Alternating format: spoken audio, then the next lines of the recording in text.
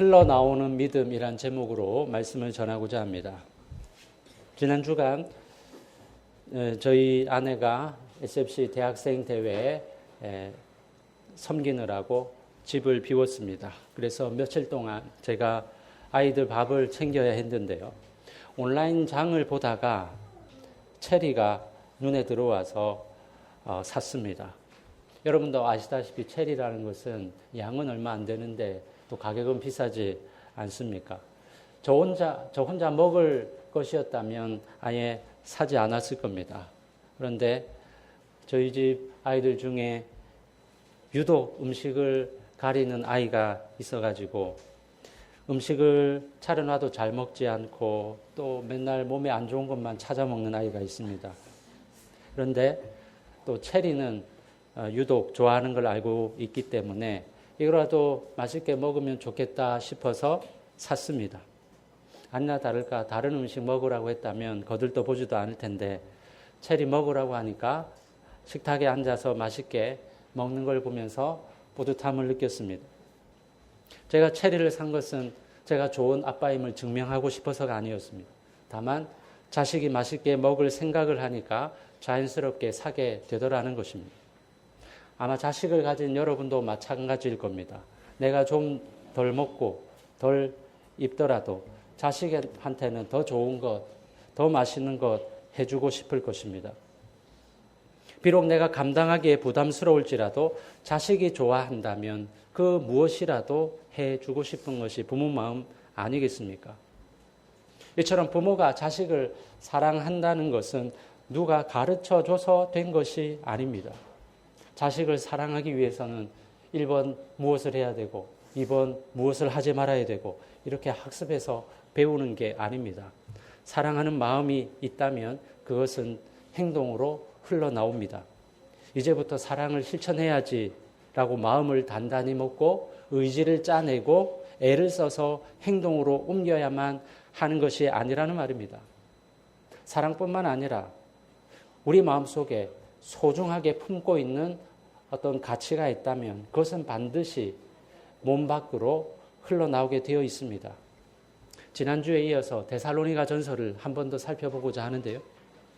지난번 목회대학원에서 새롭게 배우고 깨달은 바가 있어서 이걸 묵혀두면 나중에 가서 설교해야지 하다 보면 다 잊어버리겠다 싶어서 처음 받았던 그 은혜의 그 느낌을 생생하게 나눌 기회가 있을 때 나누어야겠다 싶어서 한 번 더 말씀을 전합니다. 바울은 2차 선교 여행 중에 데살로니가에 들렀는데요. 데살로니가에 들르기 전에 빌립보에 있을 때 복음을 전하다가 매를 맞고 감옥에 갇히는 순환을 겪고 난 뒤에 데살로니가로 갔습니다. 그렇게 상한 몸으로 데살로니가에 들어가서 회당에서 3번 안식일에 걸쳐서 복음을 전했는데 적지 않은 사람들이 예수를 믿게 되었습니다. 그런데 바울을 미워했던 유대인들이 불량배들을 동원해서 온 성에 소동을 일으키고 바울을 죽이려 했고 위험을 느낀 데살로니가 교회 성도들은 그날 밤 바울을 서둘러 다른 도시로 피신시켰습니다. 결국 바울은 이제 막 믿기 시작한 데살로니가 성도들과 제대로 인사도 나누지 못한 채 한밤중에 급하게 그곳을 떠나야 했던 겁니다. 데살로니가 전서 2장 7절에 보면 바울은 그 짧은 시간이었지만 그 기간 동안 마치 어머니가 자식을 돌보는 것 같이 데살로니가 교회를 돌봤다고 말합니다. 그가 떠나온 뒤에도 그 어린 교회가 늘 마음속에 담아두고 있었습니다. 핍박받는 속에서 그들이 신앙을 잃어버리지는 않을까. 내가 더 많이 가르쳐 주었어야 되는데 그 믿음이 흔들리지 않을까. 너무나 궁금했던 바울은 디모데를 그곳에 보내어서 교회 상황을 살펴보고 오라고 했습니다. 얼마 후 디모데가 가지고 온 소식은 그 어린 교회가 많은 환난 중에서도 믿음과 사랑 안에 굳건히 서 있다는 것이었습니다. 그 소식을 듣고 기뻐하면서 쓴 편지가 바로 오늘 본문입니다. 여기에 보면 바울이 왜 하나님께 감사하고 있습니까? 3절을 보십시오. 너희 믿음의 역사와 사랑의 수고와 우리 주 예수 그리스도에 대한 소망의 인내를 우리 하나님 아버지 앞에서 끊임없이 기억함이니.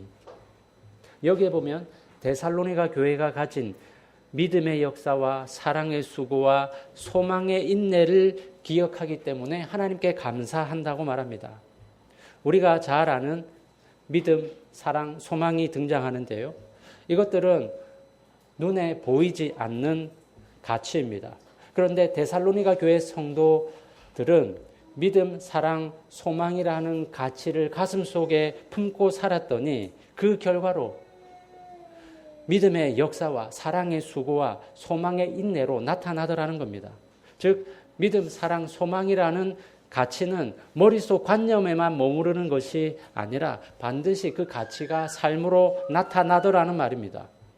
그러면 구체적으로 믿음의 결과로 나타나는 역사와 사랑의 결과로 나타나는 수고와 소망의 결과로 나타나는 인내가 각각 무엇인지 살펴보도록 하겠습니다. 바울은 가장 먼저 믿음의 역사를 말하고 있는데요. 여기서 역사라는 말은 일, 행위, 행함을 뜻합니다. 그러니까 믿음에서 나오는 행동이라고 번역할 수 있습니다. 참된 믿음은 가만히 멈춰 있지 않고 반드시 행동으로 나타나게 됩니다. 사람들 가운데서는 믿음을 머릿속으로 인정하고 동의하는 정도로 생각하는 사람들이 있습니다. 하나님이 계시다는 사실을 인정하고 예수님이 나의 구주시다는 사실을 받아들이면 믿음이 있다고 생각하는데요. 성경이 말하는 믿음은 거기에서 멈추지 않습니다. 진짜 믿음은 삶의 방향을 바꾸고 행동으로 이어지는 것입니다. 데살로니가 성도들의 삶이 바로 그러했습니다. 그들은 복음을 들었을 때 고개만 끄덕인 것이 아니라 많은 환난을 무릅쓰고 옛 생활을 완전히 청산했습니다. 당시에 우상을 버리고 살아계신 하나님께로 돌아선다는 것은 결코 마음만으로 되는 일이 아니었는데요. 그것은 가족들과 또 주변 이웃들의 비난을 감수하고 때로는 자기가 속한 공동체에서 쫓겨날 각오를 해야 되는 행동이었기 때문입니다. 우리로 치자면 조선시대에 나는 더 이상 제사에 참여하지 않겠다라고 선언하는 것과 같습니다. 그들의 믿음은 말이 아니라 행동이었습니다. 성경에 보면 이 믿음을 가장 잘 보여주는 사람이 바로 아브라함입니다. 아브라함은 훗날 믿음의 조상이 되었지만 사실 그 출발점은 데살로니가 교회 성도들과 다를 바가 없었습니다. 여호수아 24장 2절에 보면 그의 집안은 우상을 섬기던 집안이라고 말합니다. 옛적에 너희의 조상들 곧 아브라함의 아버지 나홀의 아버지 데라가 강 저쪽에 거주하여 다른 신들을 섬겼으나 라고 증언합니다. 그럼 그가 하나님의 부르심을 받았을 때 어떻게 했습니까? 히브리서 11장 8절은 이렇게 말합니다. 믿음으로 아브라함은 부르심을 받았을 때에 순종하여 장래의 유업으로 받을 땅에 나아갈새 갈 바를 알지 못하고 나아갔으며 그는 어디로 가는지 알지 못한 채 짐을 싸들고 길을 나섰습니다. 믿음이 그의 발을 움직인 것입니다. 만일 마음속으로만 내가 믿습니다 라고 하면서 아무 행동도 하지 않았더라면 그는 평생 살던 땅에서 벗어나지 못했을 겁니다. 그의 믿음은 그를 일으켜 세워서 고향을 떠나게 만들었던 것입니다. 이것이 바로 믿음의 역사입니다. 오늘 우리는 어떻습니까? 우리 모두는 예수님을 믿는다고 고백합니다. 그렇다면 그 믿음을 가진 뒤 내 삶이 과연 얼마나 달라졌습니까? 믿기 전과 믿은 후에 내 삶은 무엇이 다릅니까? 입으로는 겸손과 온유와 섬김을 말하지만 내 손과 발은 그대로인 것은 아닙니까? 주일에는 온화하고 한없이 관대하던 표정이 월요일 아침부터 싹 바뀌진 않습니까? 아브라함이 하나님을 향한 믿음을 가졌을 때 그는 고향을 떠나는 걸음을 내딛었고 데살로니가 성도들이 믿음을 가졌을 때 그들은 분신과도 같던 우상들을 다 버렸는데요. 오늘 나의 믿음은 나를 무엇에서 돌이키게 했습니까? 믿음을 가졌다면서도 미워하는 사람을 여전히 미워하고 끊어야 할 죄를 여전히 붙들고 있고 바뀌어야 될 삶의 방식을 조금도 바꾸지 않았다면 우리 믿음은 관념 속에만 머무는 믿음이 아닌가 다시 돌아보아야 합니다. 물론 여기에서 유의점이 있습니다. 자칫하면 우리는 도덕주의나 율법주의로 빠질 수 있습니다. 아브라함이 의로운 행실로 말미암아 택하심을 얻은 것이 아니라 먼저 하나님의 부르심을 받았기 때문에 믿음의 결단을 할 수 있었던 것을 기억해야 합니다. 순서가 중요합니다. 그의 행실이 믿음을 만들어낸 것이 아니라 믿음이 의로운 행실을 낳은 것입니다. 이것은 마치 누군가를 진심으로 사랑하는 것과 같습니다. 누군가를 정말 사랑한다면 사랑한다는 것을 증명하려고 애쓰지 않아도 몸이 먼저 움직이기 마련입니다. 값이 비싼 물건인지 알지만 그 사람이 좋아할 것을 알기 때문에 기꺼이 값비싼 물건을 사서 선물합니다. 사랑하는 사람이 위험에 처했다고 하면 한밤중에라도 벌떡 일어나서 먼 곳이라도 달려갑니다. 시켜서 하는 것이 아니라 마음에 사랑이 있으니까 저절로 행동이 나오는 것입니다. 우리 믿음도 마찬가지입니다. 우리가 억지로 쥐어짜내서 내 믿음을 증명하려고 애쓸 필요가 없습니다. 믿음이 있다면 행동은 저절로 따라가기 때문입니다. 여기서 우리에게 필요한 것은 내가 하나님의 사랑을 받고 있다고 확신을 가지는 일입니다. 그 사랑이 마음 깊이 차오르면 삶의 변화는 따라오게 됩니다. 믿음을 가진 뒤에 내 삶이 얼마나 바뀌었는지 돌아보십시오. 그리고 그것이 하나님을 사랑하기 때문에 자연스럽게 따라오는 변화인지 아니면 하나님이 진노하실까 봐 천국에 가지 못할까 봐 두려워하면서 쥐어짜내는 행위인지 점검해 보시기 바랍니다. 3절을 다시 보십시오. 바울이 두 번째로 기억한 것은 사랑의 수고입니다. 데살로니가 교회의 성도들은 사랑의 결과로서 수고하는 일을 기꺼이 감당하더라는 것입니다. 여기서 수고라는 말은 그저 가벼운 봉사 정도가 아니라 지칠 만큼 애쓰는 고된 노동을 가리킵니다. 그러니까 사랑의 수고란 것은 상대방을 향한 따뜻한 마음이 땀과 대가를 치르는 데까지 나아가는 사랑입니다. 우리 시대의 사랑이란 말은 참으로 흔하고도 값쌉니다. 그저 감정으로 느끼고 말로 표현하고 마음으로 응원한다면 그것을 사랑이라 부르는데요. 성경이 말하는 사랑은 거기서 더 한 걸음 나아가서 누군가의 짐을 자기 어깨로 옮겨지는 것까지 확장됩니다. 데살로니가 교회 성도들의 사랑이 바로 그런 사랑이었습니다. 2장 14절에 보면요. 바울은 그들을 두고 너희도 너희 동족에게서 동일한 고난을 받았느니라 라고 말합니다. 그 시절 데살로니가에서 예수 믿는다는 것은 곧 많은 손해를 감수하는 일이었습니다. 가족들에게 외면당하고 이웃들에게 따돌림당하고 일자리도 잃을 수 있었습니다. 그런 핍박의 한가운데서 그들은 서로 사랑했습니다. 그 사랑의 모습이 어떠했는지는 5장 11절을 통해서 유추할 수 있는데요. 같이 찾아볼까요? 5장 11절 같이 읽어볼까요? 시작. 그러므로 피차 권면하고 서로 덕을 세우기를 너희가 하는 것 같이 하라. 네. 여기서 너희가 하는 것 같이 하라. 라는 말을 주목해 보십시오. 바울은 그들에게 없었던 일을 새로 시키는 것이 아니라 이미 그렇게 하고 있던 것을 전제하고 그것을 더 힘쓰라고 격려하고 있습니다. 곧 데살로니가 교회 성도들은 핍박으로 인해서 마음이 무너진 형제들이 있다면 그들을 격려했고 물질적 어려움을 겪는 지체들에게는 물질로 도왔으며 또한 변화가 더딘 지체가 있다면 그를 오래 참아주었습니다. 그들의 사랑은 말로 하는 것이 아니라 핍박으로 인한 성도들이 입는 손해를 함께 떠안는 모습으로 나타났던 것입니다. 데살로니가 교회 안에 사랑의 수고가 무엇인지 보여준 인물이 있습니다. 바로 야손이라는 성도입니다. 야손은 당시 데살로니가를 찾아왔던 바울 일행을 선뜻 자기 집으로 맞아들인 인물입니다. 그런데 바울이 전한 복음으로 인해서 데살로니가의 소동이 일어나니까 그 불똥이 야손에게로 튀었습니다. 사도행전 17장 6절에 보면요. 사람들이 바울을 잡으려고 찾아다니다가 찾지 못하자 야손을 발견하고 그를 대신 끌고 갑니다. 자칫하면 사람들에게 몰매 맞아 죽을지도 모르는 큰 위기를 만나지만 겨우겨우 보석금을 내고 풀려납니다. 어떻게 보면 야손은 이전에 일면식도 없었던 바울 일행을 자기 집으로 초대했다는 이유만으로 죽을 뻔한 위기를 겪었고 또 보석금까지 내야 됐지만 그는 그 대가를 군말 없이 받아들였습니다.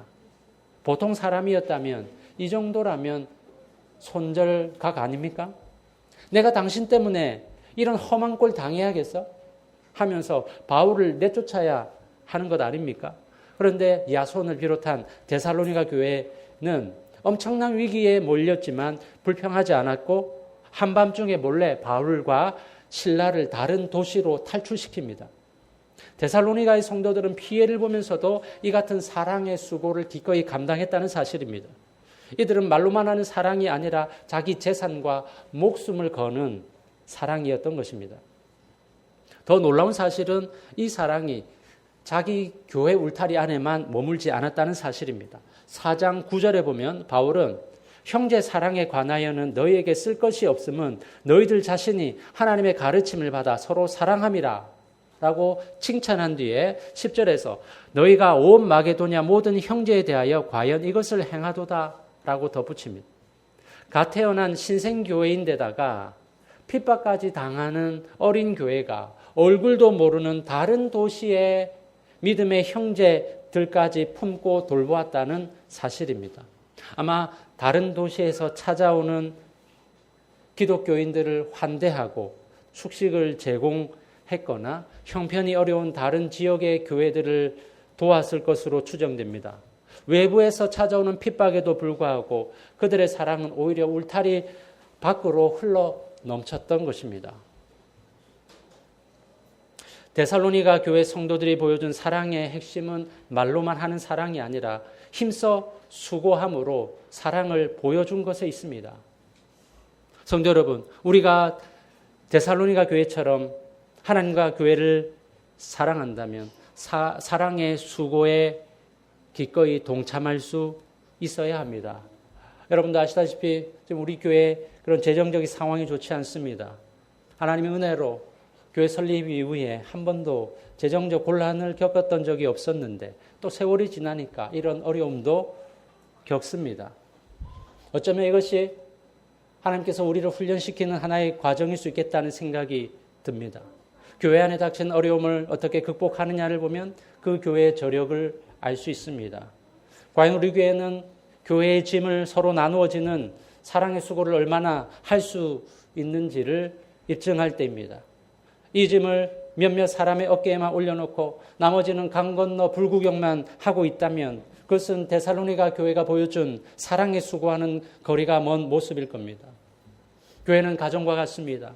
집안 형편이 어려워졌을 때 건강한 가정은 그 무게를 부모에게만 지우지 않습니다. 형편을 함께 공유하고 각자 아낄 것은 아끼고 저마다 손을 보태며 그 고난의 강을 함께 건넙니다. 그렇게 함께 짐을 질 때 가족은 오히려 더 끈끈해집니다. 예전에 우리나라가 IMF 금융위기를 겪을 때 온 국민들이 금모으기 운동을 통해서 이 나라를 살리려고 애쓴 적이 있습니다. 나라가 위기에 처했다는 이유로 인해 그러한 헌신을 보였다면 하물며 한 배를 탄 신앙 공동체라면 이 교회를 얼마나 더 아끼고 사랑해야 하는 것입니까? 이것은 억지로 떠맡은 의무감이 아니라 내가 속한 이 공동체를 사랑하고 아끼니까 할 수 있는 사랑의 수고입니다. 데살로니가의 어린 성도들이 핍박받는 형편에서도 사랑을 실천해 보였듯이 오늘 우리도 그렇게 할 수 있지 않겠습니까? 주님께서 보리떡 5개와 물고기 2마리로 5,000명을 먹이셨듯이 보잘것없어 보이는 우리의 작은 수고도 주님 손에 들리면 큰일을 할 수 있을 겁니다. 다만 억지로 떠밀려서 하는 것이 아니라 자원하는 마음으로 말로만 하는 사랑이 아니라 형제의 짐을 서로 나누어지는 수고로서 그 사랑을 입증해 보일 수 있는 우리 성도들 되시기를 바랍니다. 3절 마지막을 보십시오. 바울이 세 번째로 기억한 것은 우리 주 예수 그리스도에 대한 소망의 인내입니다. 데살로니가 교회 성도들은 소망을 가진 결과로서 인내하게 되었다는 뜻입니다. 여기서 인내라는 말은 무거운 짐 아래에서도 자리를 뜨지 않고 끝까지 그 자리를 지키는 힘을 가리킵니다. 그런데 여기서 주목할 것은 그 인내의 근원은 끝까지 내가 버티겠다는 의지가 아니라 주 예수 그리스도에 대한 소망 때문이었다는 사실입니다. 무엇을 바라보느냐가 무엇을 얼마나 견딜 수 있는가를 결정합니다. 소망 없이 버티는 인내는 곧 바닥나고 말지만 분명한 소망을 가지고 있을 때는 그것을 오래 참을 수 있다는 사실입니다. 2차 세계대전 당시 아우슈비츠 수용소는 그야말로 살아있는 지옥이었습니다. 그곳에는 매일 아침 나치의 장교가 수감자들을 일렬로 세워놓고 핏기가 없거나 병색이 짙어 보이는 사람들을 골라내어서 곧장 가스실로 보냈습니다. 내일의 기약이 없는 절망 속에서 많은 유대인들이 삶의 의지를 잃어버리고 시들어갔습니다. 그런데 그 수용소에서 깨진 유리 조각을 주워서 매일 면도하는 사람들이 있었습니다. 훗날 아우슈비츠의 참상을 폭로한 빅터 프랭클 박사와 그의 동료들이었습니다. 그들은 마실 물도 부족했지만 일부를 아껴서 면도를 하고 단정함을 유지했습니다. 다들 절망에 빠져서 초췌한 몰골을 하고 있을 때 이 사람들은 단연 생기가 넘쳐 보였습니다. 그래서 매일 아침 가스실로 보낼 사람을 골라낼 때 이 사람들은 제외가 되었습니다. 반면에 이제 다 끝났다라고 체념한 사람들은 먼저 가스실로 끌려갔습니다. 결국 열악한 조건 속에서도 삶의 품위를 지키려고 애를 썼던 이들은 끝내 버텨내어서 마침내 해방의 날을 맞이했습니다. 살아서 돌아가야 된다 하는 분명한 소망이 그들에게 인내할 힘을 공급했던 것입니다. 사실 그들의 소망은 불확실한 것이었습니다. 정말 살아서 돌아갈 수 있을지 없을지 아무도 장담할 수 없는 그야말로 신락 같은 소망이었습니다. 그런데도 그 희미한 소망 하나가 지옥 같은 그곳을 버티게 했습니다. 그렇다면 반드시 다시 오시겠다 약속하신 만왕의 왕 예수 그리스도를 바라보는 우리의 소망은 얼마나 더 확실하고 강력한 것입니까? 세상의 불확실한 소망도 사람을 그토록 버티게 하는데 하물며 결코 깨어지지 않을 하나님 나라의 소망을 가진 사람의 인내는 어떠하겠습니까? 데살로니가 교회 성도들의 인내가 바로 그러했습니다. 6절에 보면 또 너희는 많은 환난 가운데서 성령의 기쁨으로 말씀을 받아 우리와 주를 본받은 자가 되었으니 라고 하는데요. 그들은 환난의 한복판에서도 무너지지 않았습니다. 그들이 붙들었던 것은 곧 형편이 나아지겠지, 고난이 물러가겠지라는 막연한 기대가 아니라 다시 오실 주님을 향한 분명한 소망 때문이었습니다. 바울은 1장 10절에서 데살로니가 교회가 어떻게 소문났는지를 소개합니다. 또 죽은 자들 가운데서 다시 살리신 그의 아들이 하늘로부터 강림하실 것을 너희가 어떻게 기다리는지를 말하니, 곧 데살로니가의 성도들은 단지 우상을 버리고 하나님께로 돌아선 것에 그친 것이 아니라 다시 오실 예수님을 기다리는 사람들로 소문이 나 있었던 겁니다. 그들의 신앙은 처음부터 재림을 소망에 두고 있었습니다. 데살로니가 교회뿐만 아니라 초대교회 어디라도 다시 오실 주님을 향한 소망을 품고 있었고 바로 그 소망 때문에 고난도 인내할 수 있었던 것입니다. 그런데 오늘날 한국교회는 어떻습니까? 언제부턴가 우리는 이 땅에서 누릴 행복과 위로만 이야기하고 정작 천국에 대한 소망을 거의 말하지 않게 되었습니다. 강단에서도 이 땅에서 잘되고 형통하고 평안을 주는 이야기는 넘쳐나지만 다시 오실 주님과 영원한 하나님 나라에 대한 이야기는 점점 줄어들고 있습니다. 그러다 보니 성도들에게 종말이란 것은 소망이 아니라 오히려 두려움이 되어버렸습니다. 주님이 다시 오신다는 말을 들으면 설레기보다 덜컥 겁부터 납니다. 그러나 우리 믿음의 선배들은 그렇지 않았습니다. 그들은 가난과 핍박 속에서도 그 종말 신앙 하나로 힘든 세월을 견뎌냈습니다.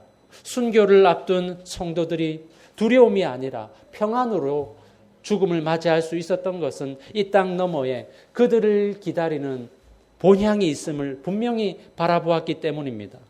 우리의 인내가 단지 이를 악문 의지의 산물이 아니라 다시 오실 주님을 바라보는 소망에서 흘러나오기를 바랍니다. 데살로니가 교회는 믿음의 역사와 사랑의 수고 그리고 소망의 인내를 실천했습니다. 그랬더니 무슨 일이 벌어졌습니까? 6절 7절을 보십시오. 같이 한번 읽어볼까요? 시작. 또 너희는 많은 환난 가운데서 성령의 기쁨으로 말씀을 받아 우리와 주를 본받은 자가 되었으니 그러므로 너희가 마게도냐와 아가야에 있는 모든 믿는 자의 본이 되었느니라.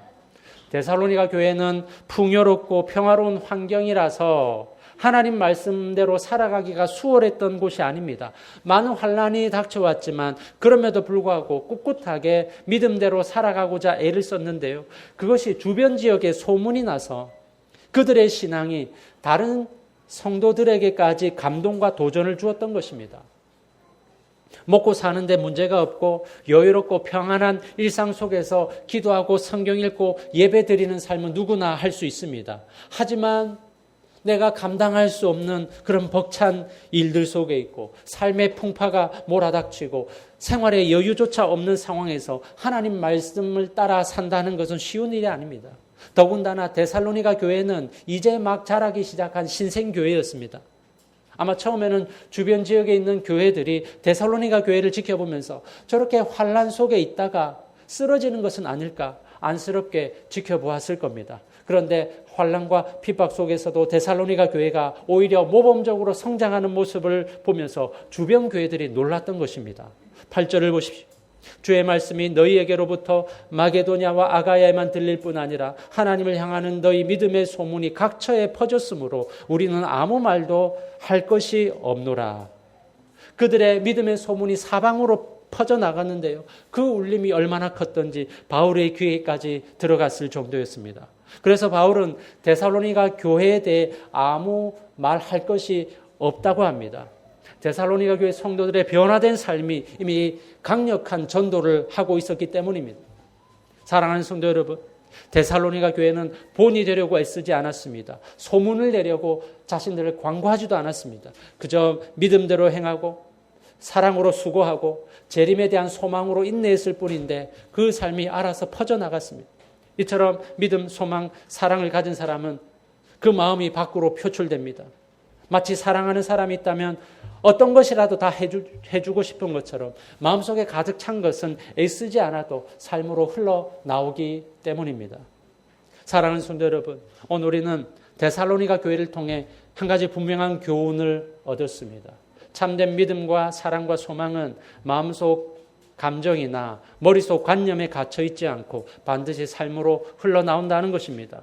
우리가 어떻게 믿음의 역사와 사랑의 수고와 소망의 인내라는 열매를 맺을 수 있을까요? 이것은 우리가 쥐어짜서 해낼 수 있는 것이 아니라 우리를 먼저 사랑하시고 택하신 하나님의 은혜에서 흘러나오는 열매라는 사실입니다. 우리가 사랑할 수 있는 것은 그분이 먼저 우리를 사랑하셨기 때문입니다. 그렇기 때문에 우리가 할 일은 나를 먼저 사랑하신 그 사랑에 날마다 더 깊이 뿌리 내리는 것입니다. 아침마다 나는 이미 하나님의 사랑을 받는 자녀라는 사실에 감사하며 하루를 시작하고 흔들릴 때마다 내 환경이 아니라 십자가를 바라보며 말씀과 기도로 그 사랑을 날마다 흡수하는 것입니다. 그렇게 그 사랑에 깊이 뿌리 내릴 때에 우리의 믿음은 역사로서, 사랑은 수고로서, 소망은 인내로서 나타날 것입니다. 우리 모두가 그 사랑에 깊이 뿌리 내려서 믿음의 소문이 퍼져나갈 수 있는 모든 성도 되시기를 주님의 이름으로 축원합니다.